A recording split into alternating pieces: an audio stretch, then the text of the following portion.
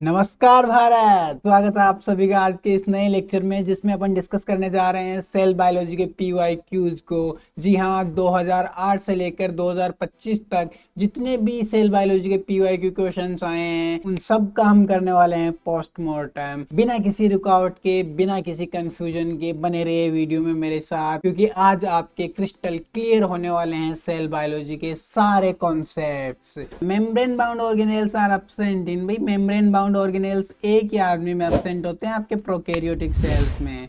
तो इन चारों में से जो प्रोकैरियोटिक है उसको पकड़ के बाहर फेंक दो तुम लोग तो अपना आंसर निकल जाएगा। प्लाज्मोडियम भी प्रोटिस्टा का मेंबर है, मोनेरा का नहीं है। सेक्रोमाइसीज आपका किसका मेंबर है? फंजाई का मेंबर है। स्ट्रेप्टोकॉक्स पकड़ा गया, चोर पकड़ा गया। स्ट्रेप्टोकॉकस न्यूमोनी याद आ रहा है? न्यूमोनिया करने वाले बैक्टीरिया का नाम है। बैक्टीरिया है तो ऑब्वियसली क्या है? प्रोकैरियोट। और प्रोकैरियोट है तो मेम्ब्रेन बाउंड ऑर्गेनेल्स इसमें कतई नहीं होंगे। येलो जी आंसर, येलो जी अपने आंसर को पकड़ो, ही संभालो अपने आंसर को। नेक्स्ट क्वेश्चन है, what are those structures that appear as beads on string in the chromosomes when viewed under the microscope. अरे माइक्रोस्कोप से क्रोमोसोम को देखेंगे तो वो कैसा दिखेगा? ऐसे लगेगा कि धागे से हमने क्या कर दिया है, बहुत से मोतियों को बांध दिया है। बीट्स ऑन स्ट्रिंग ऐसी कंडीशन दिखती है। किसकी दिखती है? कौन दिखता है ऐसे? किसी भी एनसीईआरटी की लाइन है, लेकिन भाई एनसीईआरटी की लाइन है लेकिन ये इस चैप्टर में नहीं है, ये आपके मॉलिक्यूलर बायोलॉजी के चैप्टर में है। संभालो अपना आंसर, संभाल लीजिए भैया। न्यूक्लियोसोम्स। अरे ये इसमें यार आप देख लो ना, वो स्टोन प्रोटीन के चारों ओर आपका लगभग 200 बेस पेयर डीएनए यूं लिपट जाता है, ठीक है। और फिर एक अगला न्यूक्लियोसोम होता है, स्टोन प्रोटीन के पास जाता है, यूं लिपटता नहीं है क्या इस तरह से? तो इस कंडीशन को एनसीईआरटी ने क्या बोला आपका? क्या बोला है? बीड्स ऑन स्ट्रिंग बोला है, ठीक है। Important sites for formation of glycoproteins and glycolipids. Glycoproteins and lipids, तो ये क्या कौन करता है भाई? आप जानते हैं, ये मान लीजिए आपका ईआर है, तो ईआर क्या करेगा? जो स्मूथ एंडोप्लाज्मिक रेटिकुलम है वो आपका लिपिड बना देगा, और आपका जो रफ एंडोप्लाज्मिक रेटिकुलम है वो आपका प्रोटीन बना देगा। ईआर ने जो सब्सटेंस क्रिएट करे हैं वो जाएंगे गोल्जी बॉडी के सिस्टर्नी के पास। उस सिस्टर्नी के अंदर इनका क्या होगा? ग्लाइकोसाइडेशन होगा। यहाँ पे प्रोटीन और कार्बोहाइड्रेट को कंबाइन करके बना देंगे अपन क्या? ग्लाइकोप्रोटीन। और यहाँ पे ही आपका जो लिपिड और आपका जो कार्बोहाइड्रेट है उन दोनों से क्या बना देंगे अपन? ग्लाइकोलिपिड्स बना देंगे। तो प्रोसेस का नाम है ग्लाइकोसाइडेशन। कहाँ पे हो रही है? आपकी गोल्जी बॉडी में हो रही है, गोल्जी अपैरेटस में हो रही है, गोल्जी अपैरेटस में हो रही है, ठीक है जी। In U bacteria, U not bacteria, but I am talking about this U bacteria. U bacteria is cellular component that resembles eukaryotic cell. आपको बताना है यूकेरियोटिक के सेम टू सेम कौन सा स्ट्रक्चर है जो बैक्टीरिया में भी है, और कंपोजिशन उसका सेम है। न्यूक्लियस नहीं, बैक्टीरिया में न्यूक्लियोइड होता है, न्यूक्लियस नहीं होता है। प्लाज्मा मेम्ब्रेन भैया एक ऐसा स्ट्रक्चर है जो दुनिया के हर एक ऑर्गेनिज्म में प्रेजेंट है, और उसका कंपोजिशन भी क्या है? वो ही आपका फोस्फोलिपिड। फोस्फोलिपिड उसका कंपोजिशन है भैया, ठीक है।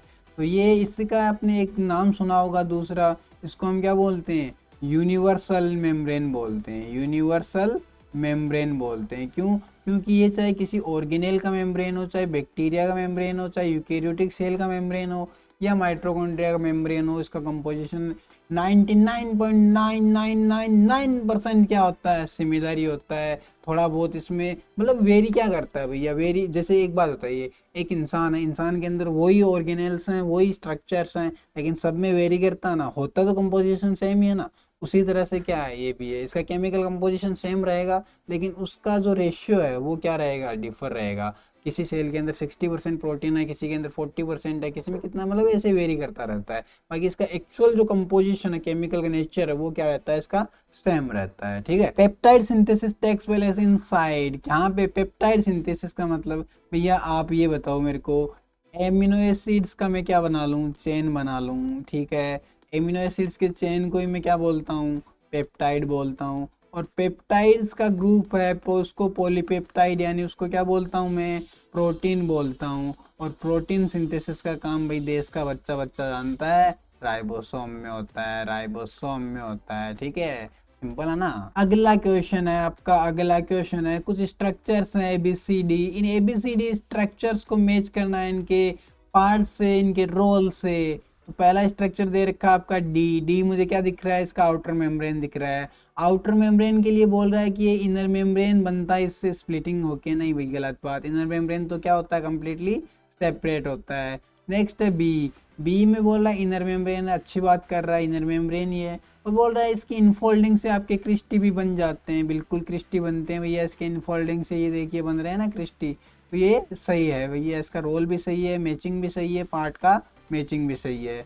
नेक्स्ट पार्ट सी बोल रहा है क्रिस्टी, हाँ भैया ये है तो क्रिस्टी, देखिए थोड़ा थोड़ा दिख रहा है ना, थोड़ा थोड़ा क्या अच्छे से देखना है यार, क्रिस्टी है, ठीक है। और बोल रहा है कि क्रिस्टी के अंदर आपका सिंगल सर्कुलर डीएनए मॉलिक्यूल और राइबोसोम होता है। तो आपके स्ट्रोमा में क्या टमाटर होता है, नहीं भैया, ये काम किसका है, स्ट्रोमा के अंदर होता है, ठीक है। और फिर बोल रहा है ए मैट्रिक्स है, तो ए मैट्रिक्स ही भैया, लेकिन क्या यहाँ पे रेस्पिरेटरी एंजाइम्स हैं, क्या रेस्पिरेटरी चेन के एंजाइम्स हैं, नहीं, उल्टा बोल दिया। ये आपके इनर मेम्ब्रेन में होते हैं क्रिस्टी के पास, और मैट्रिक्स के पास आपका डीएनए और राइबोसोम होता है, ठीक है। अगला क्वेश्चन, एट मेटाफेज। मेटाफेज में क्रोमोसोम्स हैं, वो स्पिंडल फाइबर से किस पार्ट से अटैच होते हैं, इधर देखो भाई, इधर देखो, ये आपका क्रोमोसोम है, ठीक है। अब मेटाफेज आएगी तो इसको यहाँ से ऐसे स्पिंडल फाइबर से अटैच करके मेटाफेजिक प्लेट बना लिया जाएगा, ठीक है, मेटाफेजिक प्लेट बना दिया जाएगा। तो इसके ये दोनों एक क्रोमेटिड ये, एक क्रोमेटिड ये, इन दोनों क्रोमेटिड्स को आपस में कनेक्ट करने वाले इस प्रोटीन का नाम होता है आपका काइनेटोकोर।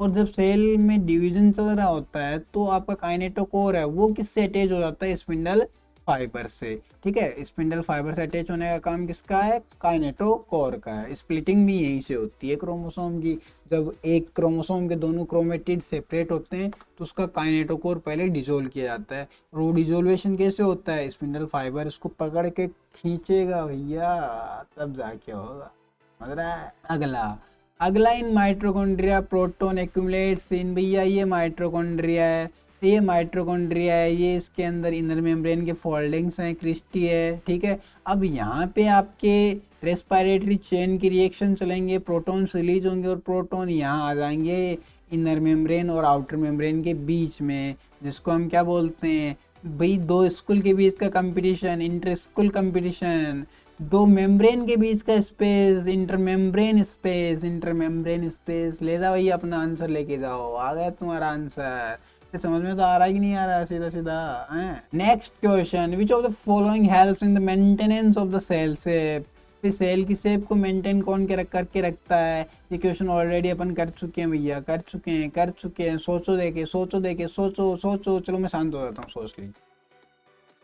सोच लिया भैया, अभी अभी देखा था। ये क्या था आपका, साइटोस्केलेटन प्रोटीन के फिलामेंट्स जो सेल को इंटरनल सपोर्ट देते थे और सेल का इंटरनल शेप मेंटेन करके रखते थे। जय श्री राम, जय श्री राम, आंसर आ गया, आंसर आ गया। अगला अगला है membrane is absent in. Membrane किस में अब्सेंट होता है भैया, एक चीज हमेशा याद रख लेना भैया, तीन चीजें, एक आपका न्यूक्लियोलस, एक आपका राइबोसोम और एक आपका सेंट्रियोल या सेंट्रोसोम। इन तीन गरीबों के पास मेम्ब्रेन है वो एब्सेंट होती है। और आपका माइट्रोकॉन्ड्रिया, आपका क्लोरोप्लास्ट और आपका न्यूक्लियस, इन तीन के पास डबल डबल मेम्ब्रेन होती है। और बाकी सब जो भी आपका वैक्यूल है, लाइसोसोम, इन सब के पास एक एक मेम्ब्रेन होती है।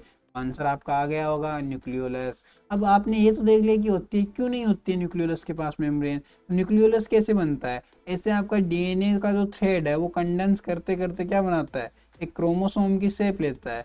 डीएनए का फाइबर यूं कंडेंस होते होते किसकी शेप लेता है भैया, क्रोमोसोम की शेप ले लेता है। लेकिन इस क्रोमोसोम के कंडेंसेशन के ड्यूरिंग कुछ पार्ट्स में स्टोन प्रोटीन का एक्यूमुलेशन बहुत ज़्यादा हो जाता है और उसकी वजह से यहाँ पे क्या डिपॉजिट हो जाता है, एक्स्ट्रा कंडेंसेशन हो जाता है डीएनए और स्टोन का। और उसकी वजह से ये एरिया ऐसे हाईली स्टैंड एरिया दिखता है, कुछ अलग ही पार्ट दिखता है।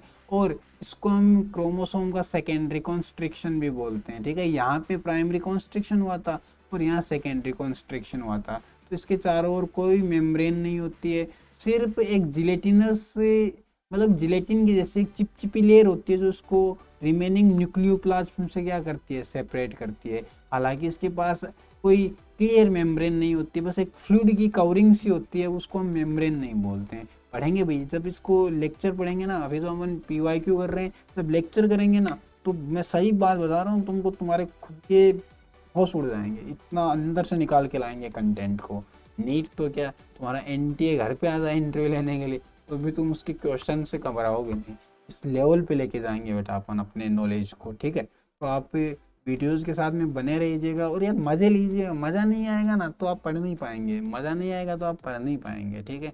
अगर काम में मज़ा आता है तो काम हमें करने की ज़रूरत नहीं होती है, अंदर से एक उबाल आता है कि मुझे करना है, ठीक है। चलिए चलिए इंतज़ार कीजिए अपने अगले लेक्चर का। अगले लेक्चर में अपन ने जो रिमेनिंग क्वेश्चन है इसमें हमने AIPMT मेंस के क्वेश्चन किए हैं और अगले वीडियो में अपन 12-13 के या 14 तक के क्वेश्चन निपटा देंगे। एक्चुअली आपको पता है AIT मेंस क्या, आई मीन AIPMT मेंस क्या है। एक्चुअली नीट भी पहले, आपका PMT भी पहले कैसे लगता था, मेंस और प्री में लगता था। जैसे आपका UPSC लगता है, जैसे आपका IIT JEE लगता है, ठीक उसी तरह से पहले इसका प्री एक पेपर होता था और प्री के बाद में इसका क्या होता था, मेंस का पेपर होता था। 2 पेपर स्टूडेंट को क्लियर करने पड़ते थे। लेकिन आजकल आपका NTA आ गया है, नेशनल टेस्टिंग एजेंसीज आ गई हैं, ये सीधा एक ही पेपर लेते हैं और इसके बेस पे ही मेरिट डिक्लेयर कर देते हैं, कॉलेजेस अलॉट कर देते हैं। हालांकि ये काम भी अच्छा है क्योंकि इसमें स्टूडेंट का टाइम है वो काफ़ी बच जाता है। वरना जो इसने परी पास कर लिया वो लटक के बैठा है मेंस तक, मेंस में हो गया एक झंझट खत्म हो गया। डायरेक्ट नीट में अच्छे मार्क्स लाओ सीधा मेडिकल कॉलेज में जाओ, ठीक है।